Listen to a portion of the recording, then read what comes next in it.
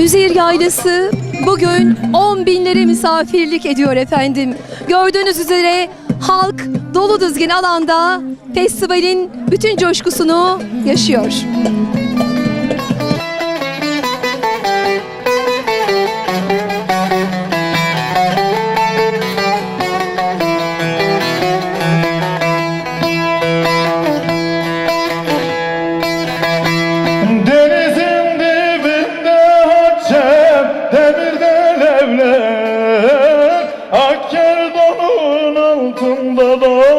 Çiftedir benler, Tegunalı parmaklarda o beyaz eller, yolcu yolunda eyleyenler. Dalga dalga dalga dalga dalgalanıyor açıyı görenler sevdalanıyor.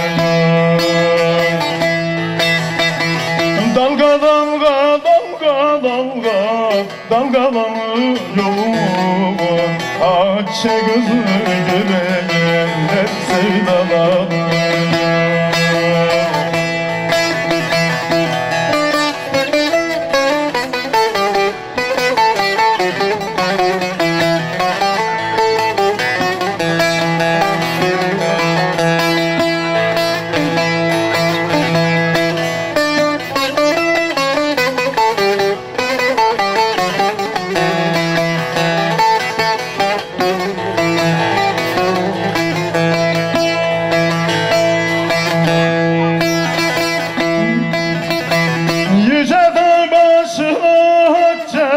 Ekin ekilmez, yağmur yağmayınca nam kökü sökülmez.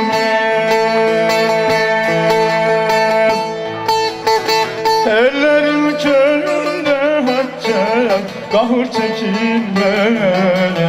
Dolduravunları içerir haccem.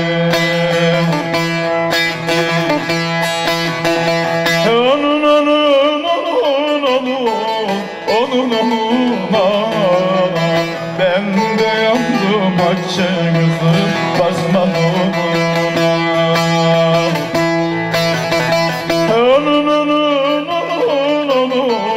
Onun onuna ben de yandım Hatice kızım Orfistan'a.